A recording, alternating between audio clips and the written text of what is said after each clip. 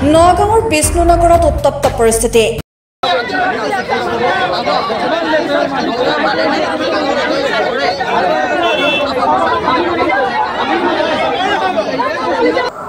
এখন গাড়ীক কেন্দ্ৰ কৰি দুই ফৈদৰ মাজত মাৰপিটৰ ঘটনা।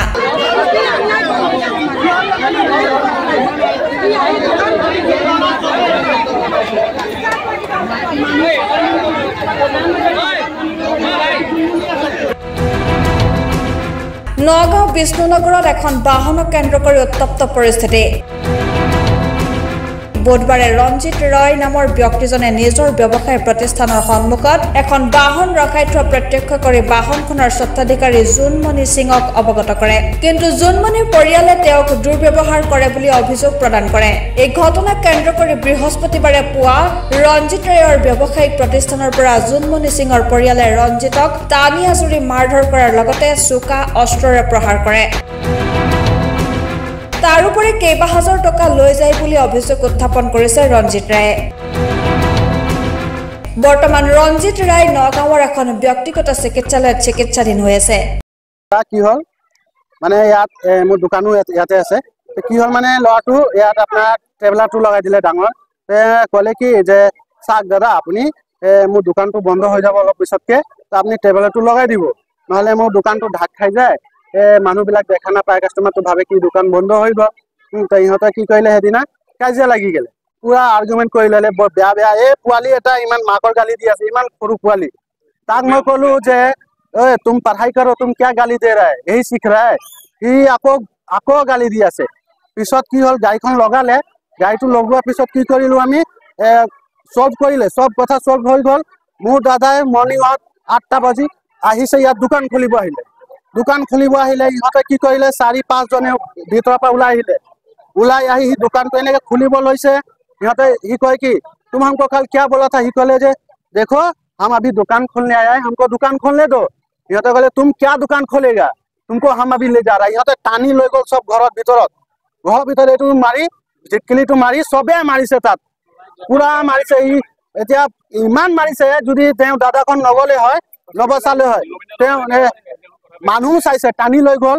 মানুহ চাইছে যে টানি লৈ গৈছিল ইয়াৰ পৰা 4-5 জন টানি লৈ গ'ল। মানুহ চাই সিহঁতৰ ঘৰ মানুহ মাৰিছে। ছোৱালী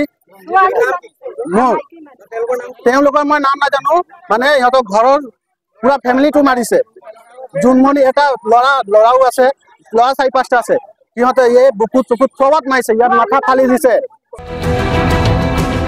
এই ঘটনা জানিব পাৰি আজি বিষ্ণুনগৰৰ স্থানীয় ৰাইজে জোনমণি সিঙৰ ঘৰৰ সন্মুখতে প্ৰতিবাদ সাব্যস্ত কৰে।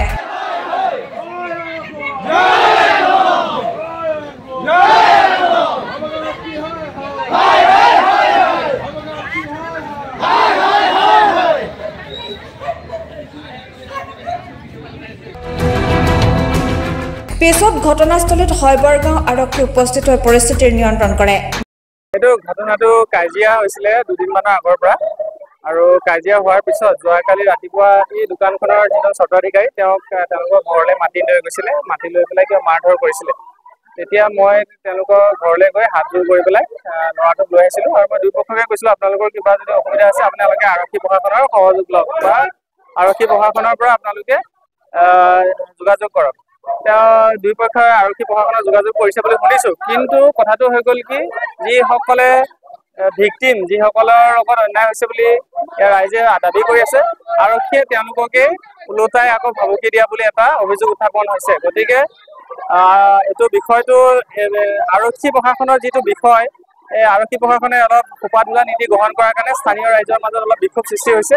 মই বিচাৰোঁ হবগাঁও আৰক্ষী চকীয়ে এই বিষয়টোত ভালকে তেওঁলোকৰ আইনৰ ব্যৱস্থা গ্ৰহণ কৰে।